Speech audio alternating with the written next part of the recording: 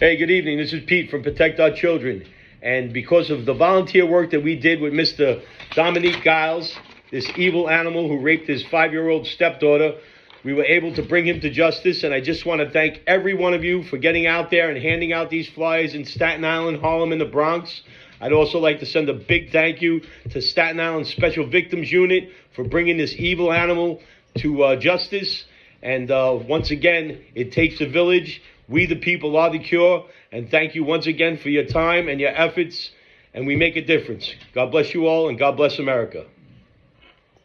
Episode 28 with Pete of Protect Our Children. Welcome, Pete. How you doing today, Fuzz? How's everything? I can't complain, bro. You're doing great work out here, man. I've been wanting to do this with you for the last 4 months. We've been talking behind the scenes, and a lot has happened recently. But before we get into all that, can you give the scope of what Protect Our Children is? Protect Our Children. I mean, it started off personally for me. I was an unprotected child.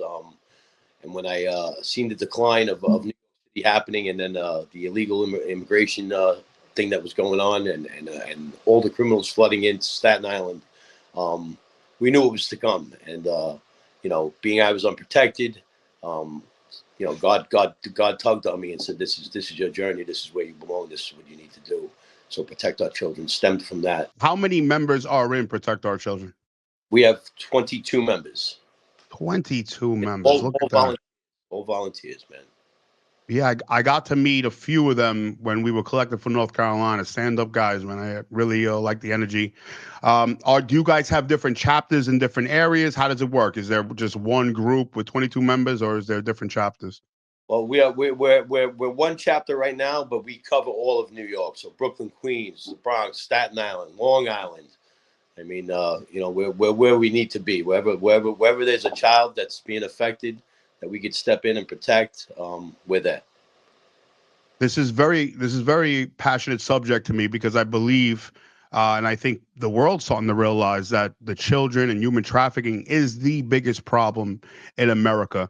Pete, can you explain how big of a problem it is in America?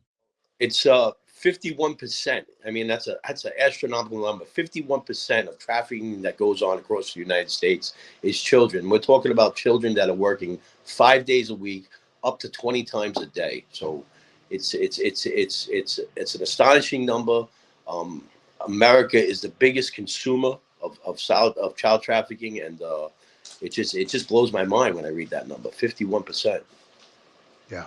Yeah, brother. Do you feel people should just wait for police or the authorities to fix it? Do you think that we have a responsibility to our children to get involved?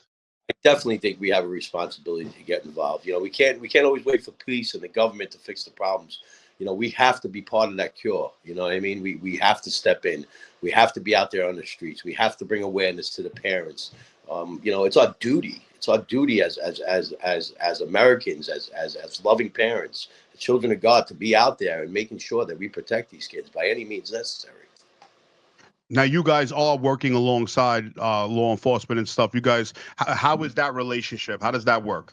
Well, we've managed to build a relationship with community flares, police officers. So if kids go missing and flyers need to to go out on the street, or we need to hit the ground, we're out there. We're getting stuff printed up. I'm in constant correspondence with community affairs officers, special victims unit, to find out what's going on, where we're needed, and any leads that we get, we bring back to them. How is like the feedback when you're working with them? I know they have their hands tied because of other people's rights and stuff like that. How is the synergy when you get the information? Is it do they take the information seriously? Do they how does that process work? Oh no, they take the information seriously. You know what I mean? There are episodes where they tell me, this is a very sensitive case. Can't release too much information about it. But yes, that perp is still on the loose. Yes, continue your efforts. But they take what we give them, seriously. Awesome, man. Awesome. It's so important, man. It's almost like working in a circle if we don't have the law enforcement working with us and working with the people, because when you have the people working with the law enforcement, we have a bigger net fix things, you know. So this is why I love what you guys are doing, man. I'm really a big supporter of what you guys are doing. We had the pleasure of working on North Carolina together. Um, just from your perspective, what got you involved? What made you hit me up, and not only just hit me up and help me on mine, but you literally took a truck by yourself, collected for a full month, took the stuff down there yourself. Well, what happened when you were seeing the videos that were coming out in North Carolina? What got you involved, brother?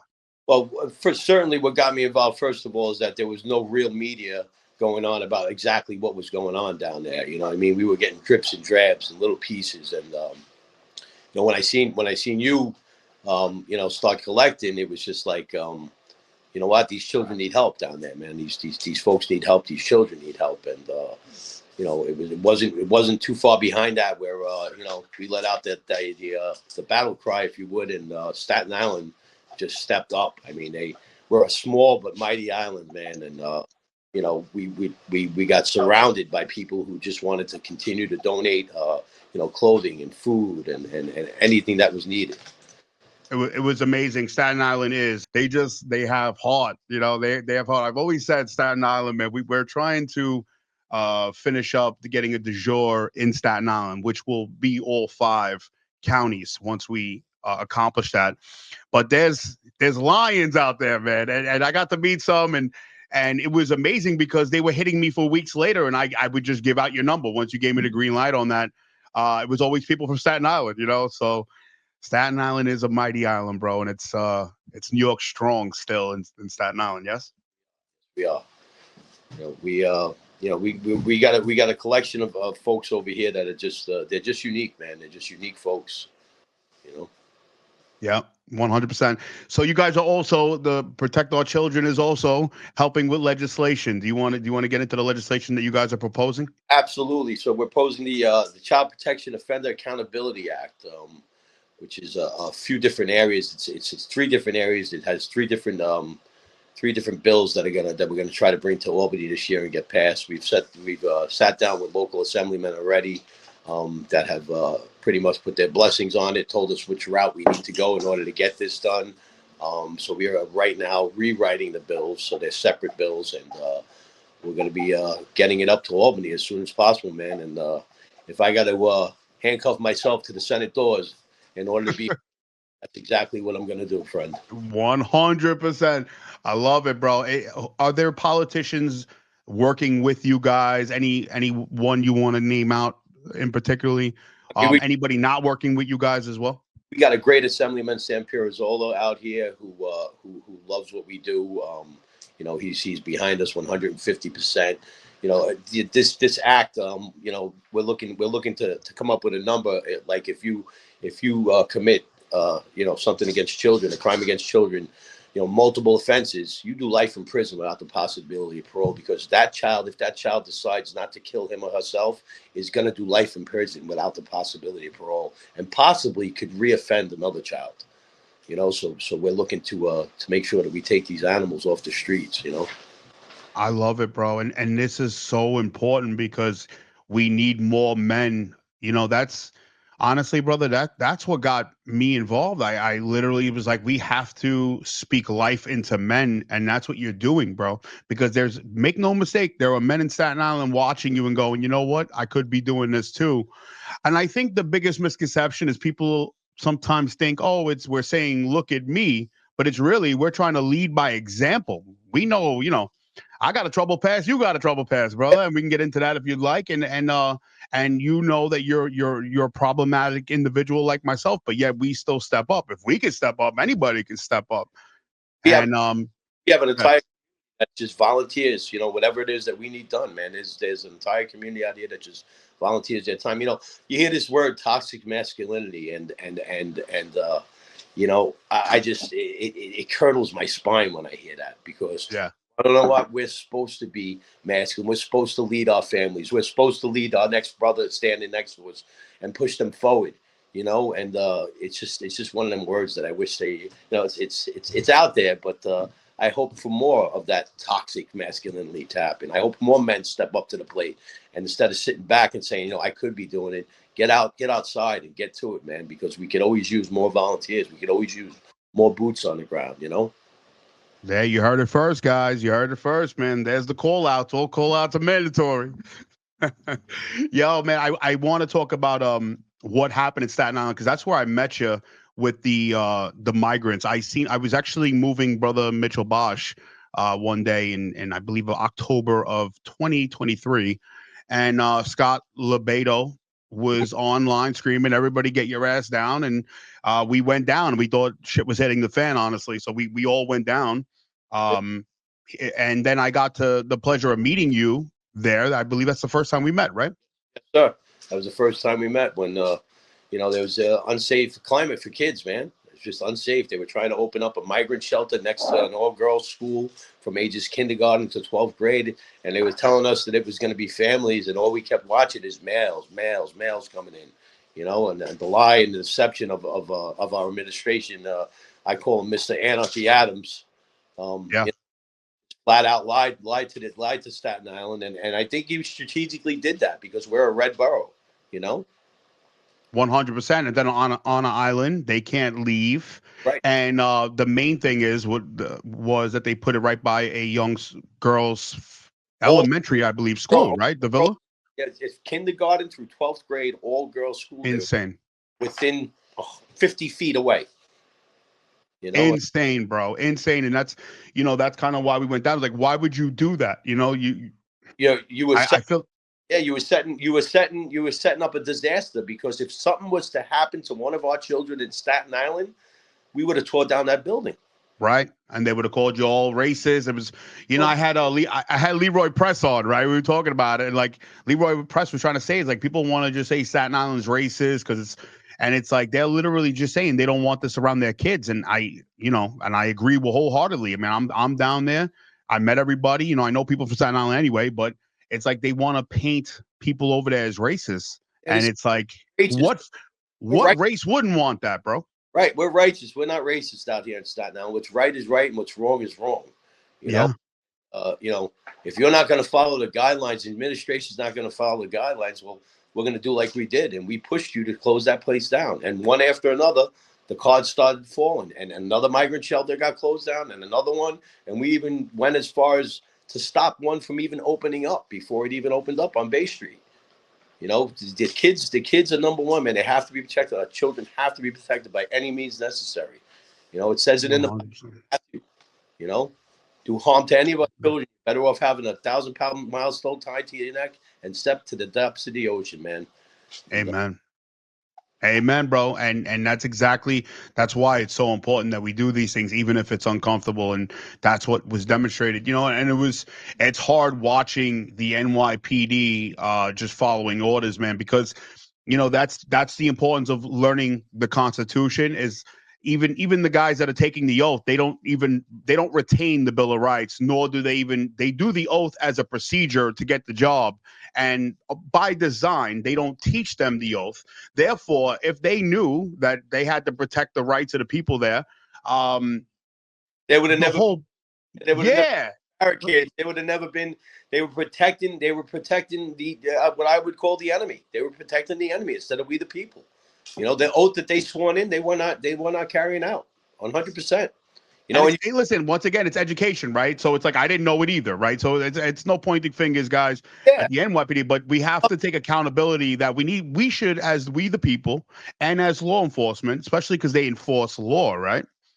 Should learn the supreme law of the land, and we should learn it too because we need to know how to hold our elected officials accountable, our public servants accountable. And I believe once we get there, brother, and that's why I want to, like men like you and other men in this movement, we try to come together.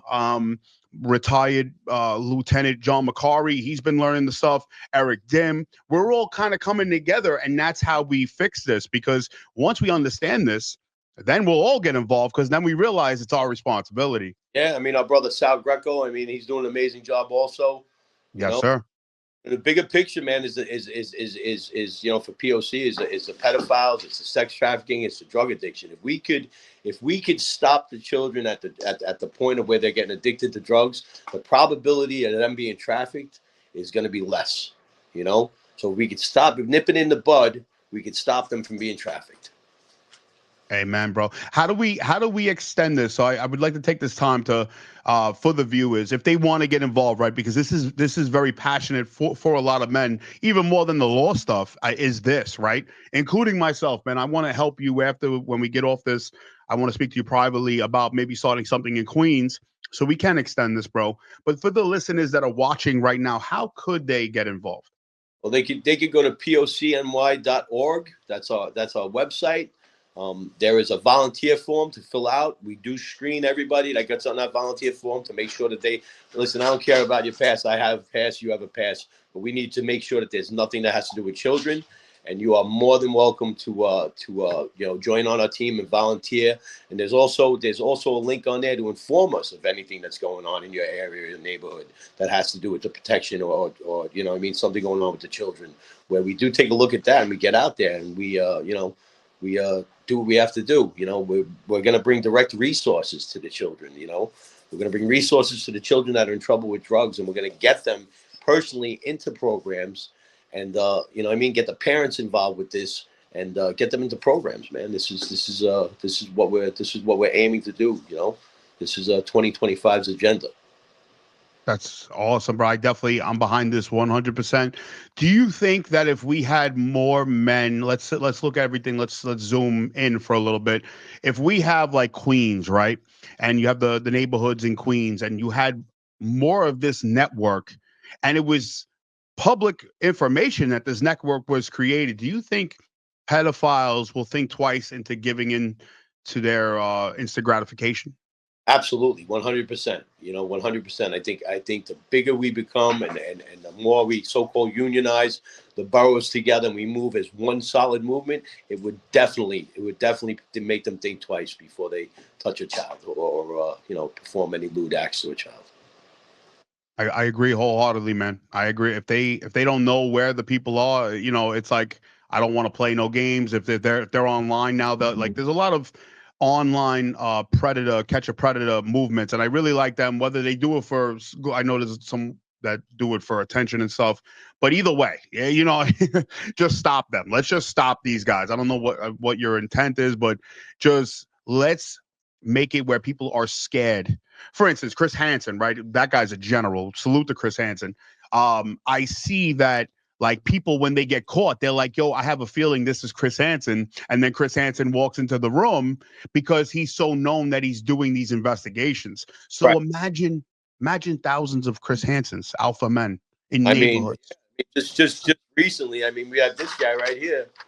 Um, this guy was caught out in Bergen County, Paramus. He's a Staten Islander, and he was caught out in Bergen County. He was sexting a 15-year-old, trying to get him in his car. He actually pulled up in front of the house, and the police were able to arrest him. And he's still sitting with no bail in Bergen County. But this is a Staten Island resident that's coming back to the neighborhood. So we made sure that we took our time out and we put him and plastered him all over, everywhere, throughout Staten Island. We informed parents. We work with the kids. We inform the children that there's people like this out there. We're doing everything we possibly can, man, just to continue our efforts to protect the children, man. And he's coming out of jail, so he already got caught and he's coming out. And you want the neighborhood to know? Absolutely, because most people don't look on the sex register. Show me, raise your hand if you look on sex registry list every. So it's people like you that are putting this information out there, that are getting out there to the parents. I posted this guy just recently. He raped his 5-year-old stepdaughter. This is Dominique Giles. He raped his 5-year-old stepdaughter in Staten Island, New York. He's still on the loose. This is still an open case, and this went viral, man. This on every platform. It was plastered all over the place. Where is he from? Where is Dominique Giles from? He is from Staten Island. So he is from Staten Island as well. Wow. Okay. He's from Staten Island. He raped his 5-year-old stepdaughter. They've been looking at him in the Bronx. He has an address in the Bronx. We made our way out to Harlem. We made our way to the Staten Island Ferry, handing out flyers of this guy. We're just trying to continue our efforts to get this guy behind bars, because it's always about the information that we put out there, man. The more information that's out there for parents to get involved with, the quicker we could bring someone like this to justice. He's an evil man. There's a big difference between, sick and evil. And I get tired of people saying, "Oh, pedophiles are sick." No. A sick person is a person that hears voices in their head that tells them to put their baby in the oven. An evil person is a person who preys on a child and does evil deeds, and that's the difference. 100%. Those who excuse pedophiles for being sick, that doesn't Or rock. or a disease. Yeah. I'm with you, bro. Honestly, we can't. It has to be one of those things where it's like it can't be looked at any other way. It has to be a very serious thing, and I think it's a community effort like what you're doing, bro, because the quicker we fix this, think about how many kids are damaged forever after that. That's That maybe get into like sex work or just not right, their soul's not right because they were violated, and this is why it's so important to save the children, because we don't want them to have to go through that. And it's our responsibility. The more pressure we have on these pedophiles, the less they will not give into that instant gratification. Sometimes I get mad. I have a temper. I have a very violent past, brother. I had to give my life to Christ and change, and it was my responsibility. So if I decide to get upset and put my hands on another man, then it's I'm in the wrong. right. I did that. I have to take accountability. It's not that I'm sick. Right. I'm Exactly. not sick. I don't think I got a disease. I have a temper issue. I'm giving it to.